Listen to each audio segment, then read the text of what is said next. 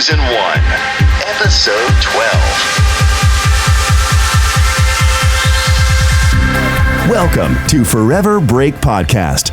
Now, a crazy couple who once rented out an entire hostel dorm so they could have a private room. Here are your hosts, Leanne and Corey. Thank you so much, voiceover guy. You are such a pleasure all the time. Not all the time. Love you guys.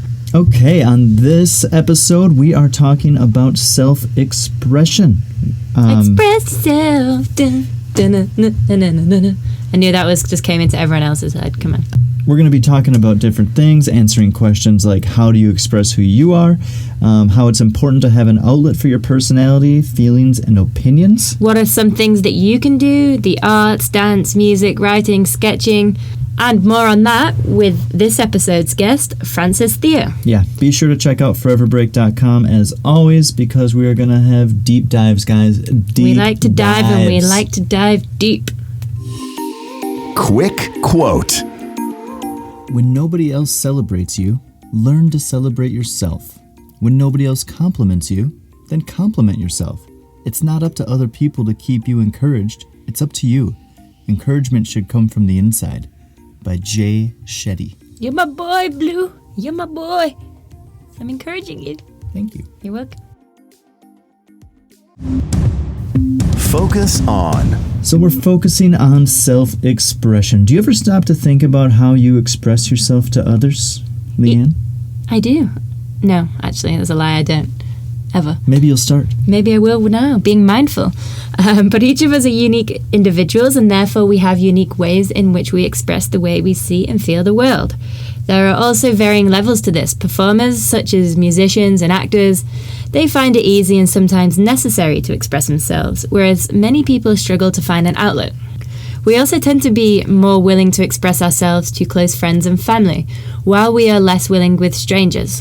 Corey is the opposite of this. Why don't you tell us about that, Corey? Yeah, it's kind of interesting. I, as a musician, have always been, and I gotta tell you, this probably relates back to our epigenetics, but for some reason I am very shy strumming a guitar and singing a song in front of a group of 5 people or even one-on-one or whatever it might be. I've got to be really comfortable with the people in order to do that. But I've played in bands where we've played in front of a room of, a few hundred people, very, very comfortable. Not even thinking about it. I just think about it as it's me and the rest of the people in the band.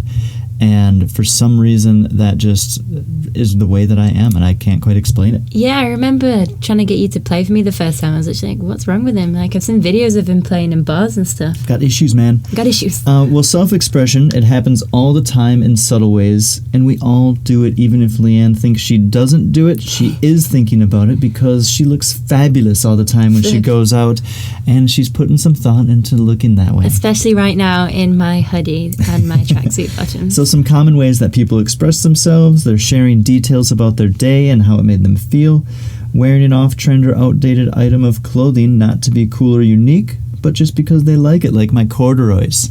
I love corduroys. They are fashionable in any shape, way, and form.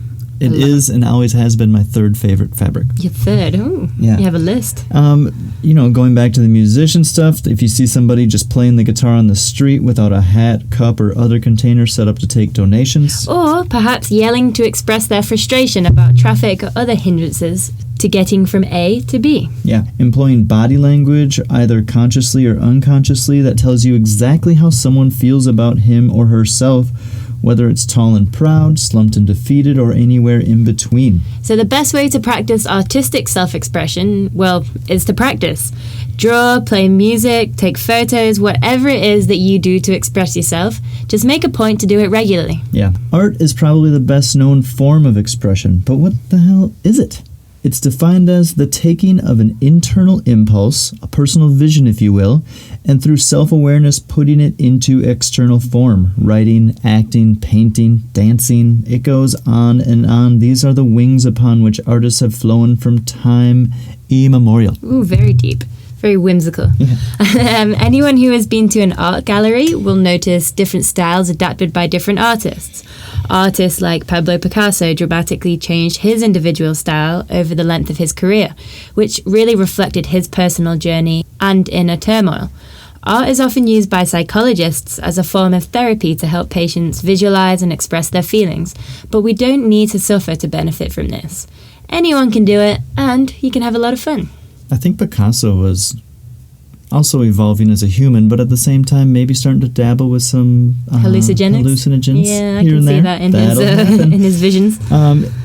For me, I always find that finding a way to be self-expressive is a way for me to tap into my inner child. I think it's important to note that artistic self-expression does not require you to have the skill or talent up front. If you're curious to learn something, just give it a try. See how it makes you feel. If you take a picture and end up not liking photography, that's okay. The important thing is that you tried.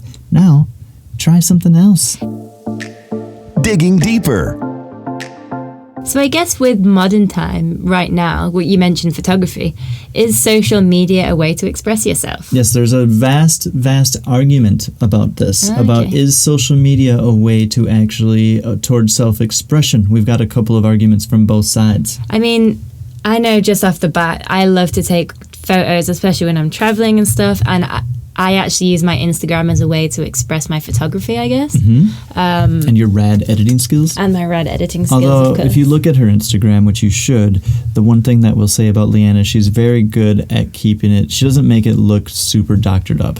It looks like the beach that you were at. It's got to look like how I see it in my mind's eye, but everyone knows that when you take a picture, you never quite capture what you're seeing. True that. So I just try and make it look more realistic. Anyway, but social networking gives people that chance to express themselves to their online network, something they may not be able to do without that tool.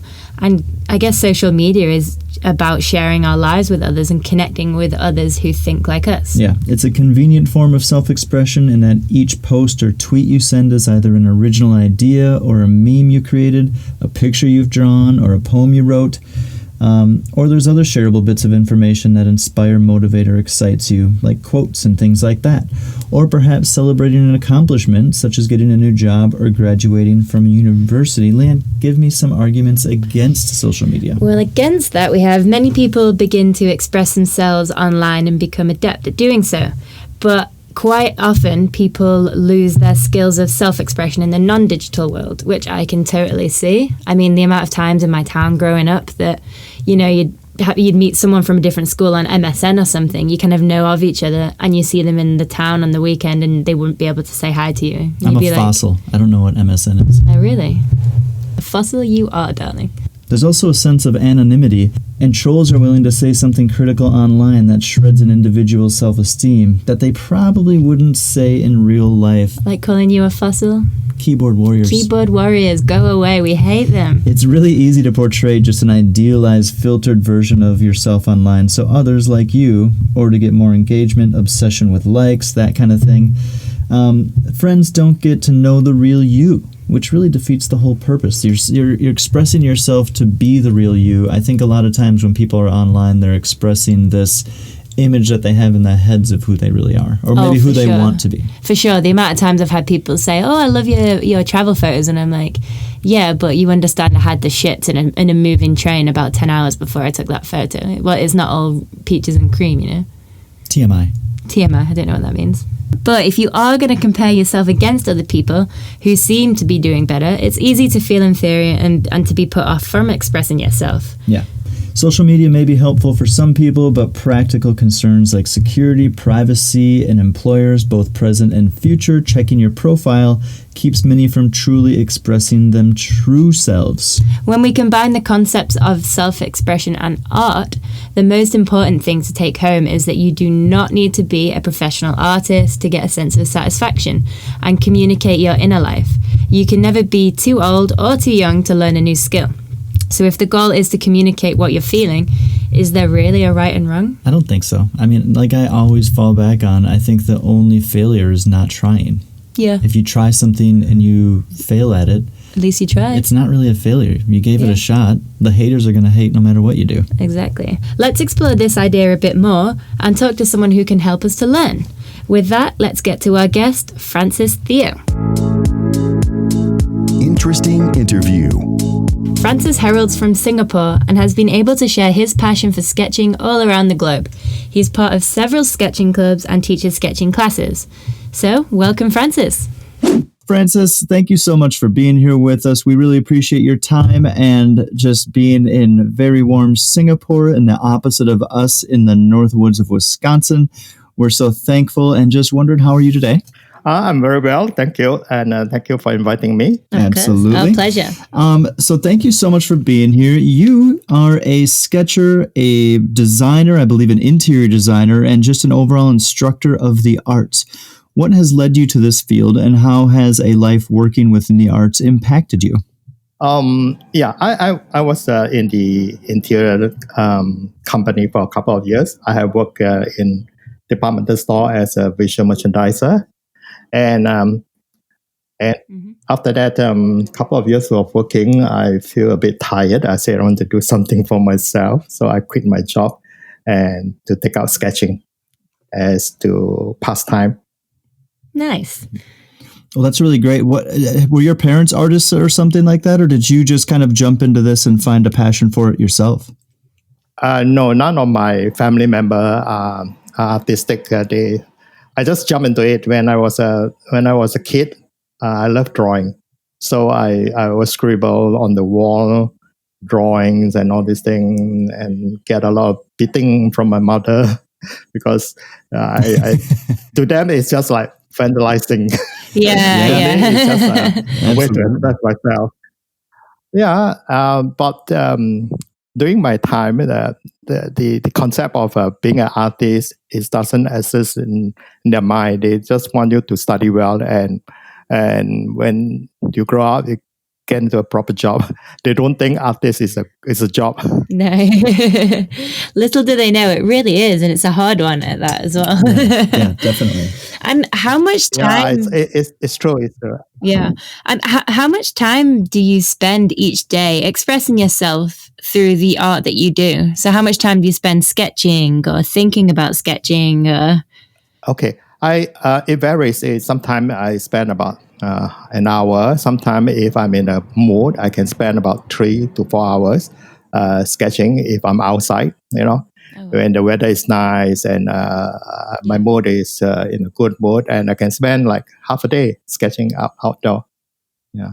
And especially when you meet friends and all these things, you chat down. Yeah, this is in Singapore. But if I go to like cooler places, like in Europe or in some Western country where the weather is cooler, I can spend more hours outdoor sketching. So I'm curious, I have some friends who are artists, and it's something that they go to, and I've been someone as a musician who goes to my music and stuff like that when I get into a certain mindset. So I'm kind of just wondering, what do you find to be the most valuable thing that comes to you when you set aside time to sketch? Just overall, how does it make you feel? Is it a release? Is it a thing to help with anxiety or anything like that? What does it do for you? I'm a person who don't like to have to be in a noisy place where I can't stand when people talk too loud on the handphone or they play music in the public transport and all these things. So I always complain to my wife. I said, "Well, I can't stand all this music." But my wife pointed out something. He said, "I realized when you sketch, you're totally switched off. There's so much traffic sound. There's so many people walking around you, and you can sit there for 1-2 hours to sketch, and you're totally switched off." So they come to a conclusion that when you start to sketch, you just totally switch off. You just anything that's around you, you just ignore. You just concentrate on what you're sketching. So that somehow give me a way to relax myself, like to calm myself down. With all the hectic works and all these things. It's just like, some kind of art therapy for me. Yeah, it almost sounds like it's kind of a meditation where you kind of just get this tunnel vision, and it just, everything else that's going around you kind of goes away, and you're just focused on the pen or paper or whatever it is. Yes, that's really great. Yeah, it's like being in your own happy bubble and just concentrating on your passion, which is great. Yeah, it's just like I have my own little private space that, totally what is outside, I just ignore it, and I just float inside my little private Yeah. space. And how would you describe your style of sketching? I'm so intrigued. So for someone who is not familiar with the art of sketching, like myself, how would you describe your style in very simplistic form? Okay. Basically, I classify my style as pen and ink wash, or you can call it a watercolor wash, because I don't I don't depend a lot of colors for my sketches. It's just a few colors just to enhance the sketch. But I prefer to use monochrome, like as in the ink, one color ink. My favorite color is the blue color. What's the so yeah, you've got the style that you have, and you said that you try to use few colors, and the colors that you do use are more watercolor.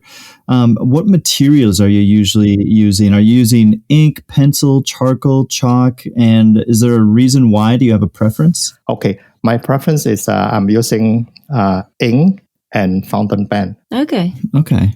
Because I find it's very convenient. I just have to fill up 2 or 3 fountain pen with the ink and a water brush, and just a sketchbook. Then I'm easy to go. So I find it's very convenient. I can just put into a pen pouch with a sketchbook, and I can sketch anywhere. I just take it out and just do it. If you were to do in a full watercolor or oil or some other media like charcoal and all these things, is when you sketch outdoor, it's very messy. You have to put out easel, you have to spread out and all these things. So mine is very convenient. It's just fountain pen and ink and a sketchbook. So it's very convenient for me to travel. I think that kind of convenience definitely helps, doesn't it? Yes. And I'm wondering too, where do you draw your inspiration from? Is it something that just kind of do you free draw, or do you think of the things that you want to draw, or is it kind of a combination? Usually, when I'm more inclined to draw architectural buildings, monuments, and landscape. So when I go out, I have no idea what I'm going to do. I just walk. If I spot something that interests me, that strike me, I will say, okay, I think this is a very nice scene or a very nice composition. Then I will find a place to sit down or stand. Usually I stand to draw, because by standing, I am forcing myself to do it faster, because you have to stand. So if you find a place to sit, you're more relaxed. Yeah, you want to be more comfortable. Yeah, definitely. Yes, that's true. So I prefer to stand. And it's so funny that you say that you like to draw landscapes and architecture, because, after being to Singapore, the first thing that I noticed was how beautiful and dynamic a city landscape was. It doesn't feel like a city. And I actually hate cities, but I love Singapore because there's so much green and there's so much diversity. Yes. And, I really kind of see that. And we actually heard that you always keep the back of your sketches blank in case a casual passerby just happens to want to buy one. Now, how often does that happen to you? Well, I have a few occasions where people say, "Do you sell?" I said, "Yes. My artwork is in the internet, and you can go to my blog and see which are the one that you are interested with. Then I can let you know whether it's for sale." And sometimes they say on the spot, they say, "Oh, I want this piece of work." Then I said, "Okay, let me finish." Then I can just tear it up from my sketchbook, and I sell it. Because if I have to sketch both sides, then when they do a framing, the other side of the sketch will be covered up and all these things. So it makes sense to only sketch one side of the sketchbook. And this must be so gratifying as an artist. I mean, just obviously you don't do your art for anyone else. You do it for yourself. But then it must be so nice for someone else to just come along and just be like, "Wow, I appreciate your work. You're very talented and I want to buy this." That must be a really lovely feeling. Yeah. Sometimes I have a mixed feeling, because Oh yeah. You just draw something that you like. You want to keep it for a while and to admire it before you depart. Sometimes I tell them, say, okay, give me a couple of days to think about it. If they are local, they are staying in Singapore, then I say, okay, I can contact you. Sometimes they are tourists and all these things. They say, oh, I'm leaving like, tomorrow or what. So I have to make a decision, yes or no, to sell or not to sell. Oh, that must be so hard. Yeah, Hanging on to the paper like, yes, I'll sell it to you. I don't want to. So we're going to just change up the subject a little bit, because on your blog that you mentioned, you described your interest as sketching and traveling. And being that this podcast is also about travel, we're just kind of wondering, what is your favorite place that you've explored so far? And secondly, what is the number one spot on your wish list that you'd like to go to next once the world frees back up? Okay. I have traveled mainly in South Asia country and Asia. And I also been to Europe. My heart is still in Asia. Yeah. And I think that my favorite places, a few of my favorite places are in Southeast Asia, like in Thailand, Malaysia, Indonesia, and Hong Kong. These are a few places that I love to. I never feel tired of going back. I always find something interesting in these places because of the we are a mix of architecture. We have colonial style. We have the local style, and sometimes we have the mix, like in Malaysia, you have a mix of Chinese and Malays and European style of architecture. Yeah. And especially the street scenes are so dynamic. You see a lot of colors, a lot of people, a lot of things going on. It's so dynamic that you keep on like, I must go back again and again and again. And I never feel tired of it. I always feel inspired to go to all these street scenes and marketplaces and all these things. It always I can sketch the same thing over and over again a few times, because every time you go there, you see a different thing. You see, you begin to see something that you have missed out the other time, or you discover something new that that you have not seen before. So that's it. I love Asia. So that's my favorite place. Yeah. Yeah, and cities are ever-changing landscapes, right? Because depending on the time of day and the lighting, and you might not have been to a place in Hong Kong and you're walking down a street that you were there 5 years ago, and now there's a whole new building. So the whole area looks completely different. So I can see that being a very nice thing for an artist, because you don't always get the familiarity of it. You kind of go back expecting it to be new, even though there is something familiar, which is really kind of cool. Yes, because every time, even though you have been walking the same streets every day, and if you are not stopped by and just to observe something, you'll miss something, because there's always something that you have missed out along the way you walk to work or to play. You say, "Oh, I didn't see this the last time." It's not that it's something new. It's that something that you have not paid attention to it.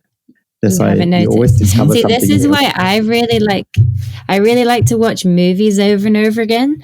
And I'm not a drawer. I've never sketched. I don't have the skill, but I really love movies and I love the art of movie making. And the amount of times I've had friends say to me, "Oh, why do you watch Lord of the Rings over and over and over again?" And I'm like, because it's so detailed. Every time I watch it, I find a new detail or a new character thing that I love. And I'm such a nerd. I'm like, oh my God, I love it. So we hear that you run sketching workshops. So what are a few tips you can provide to listeners interested in taking up sketching?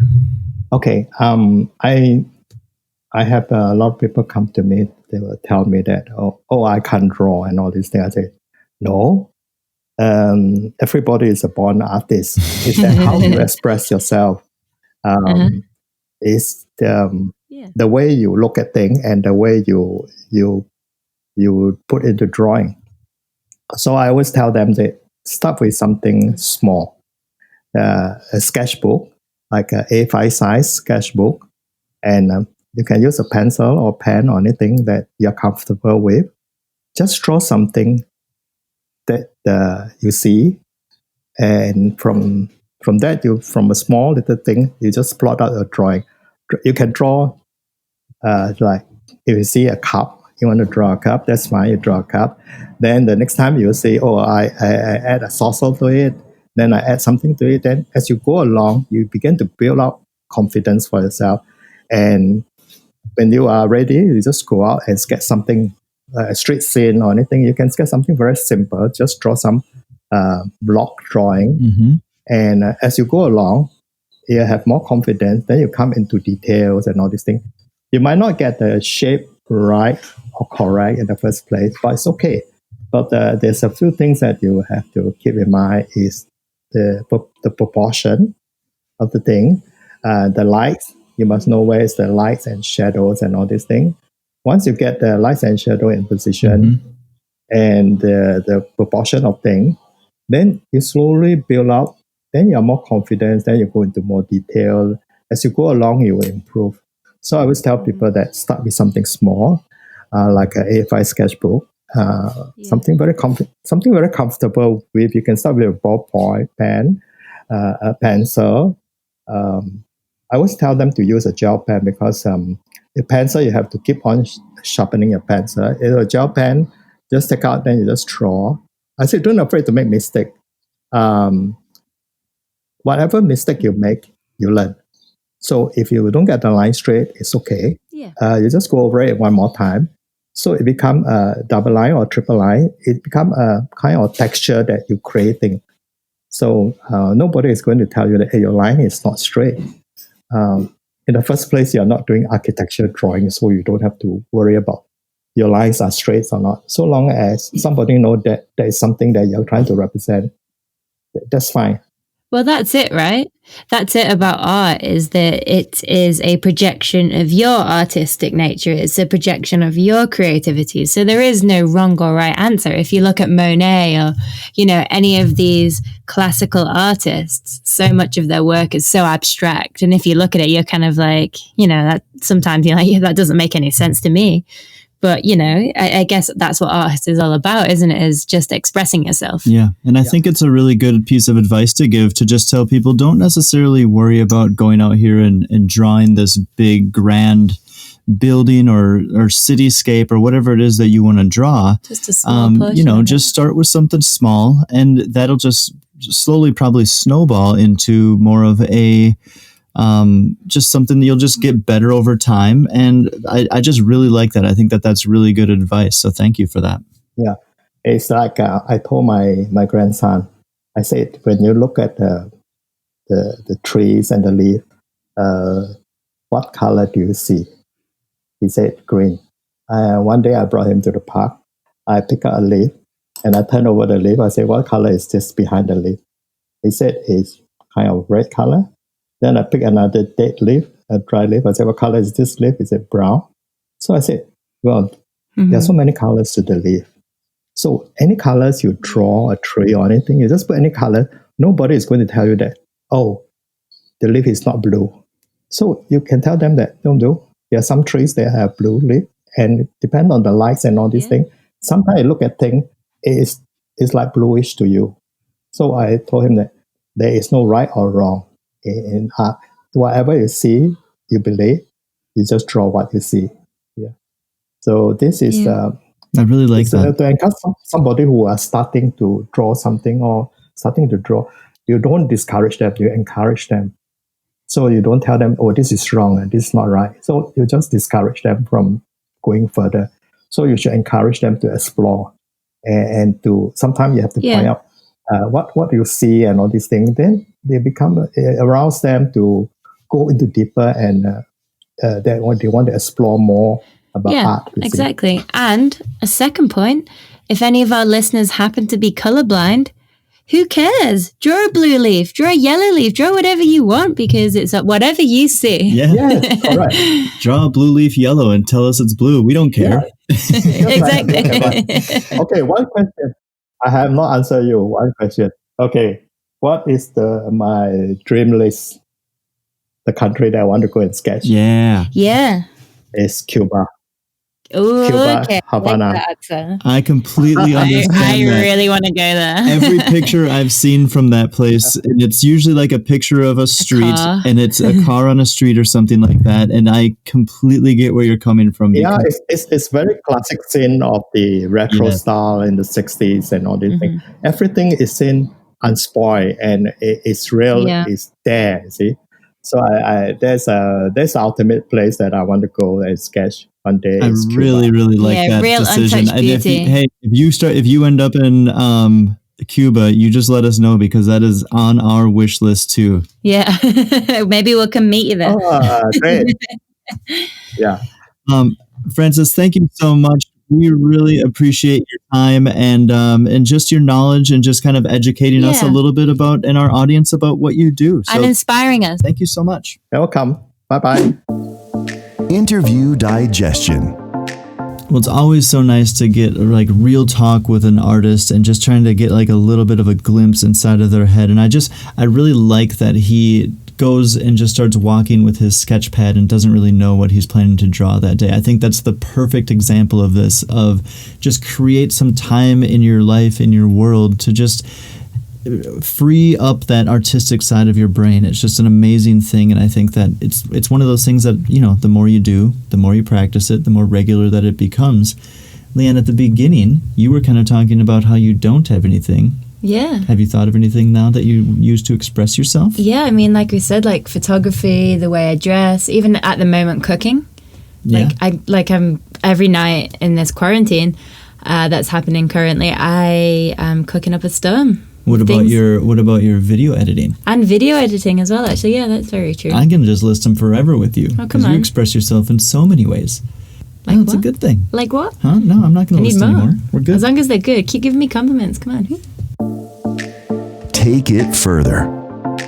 If you want to take it further, a great article to read and to learn more about self-expression can be found at the link positivepsychology.com/self-expression. We will put this in the show notes. And to learn more about our guest today, please follow his Instagram and blog, which we will also have in the show notes.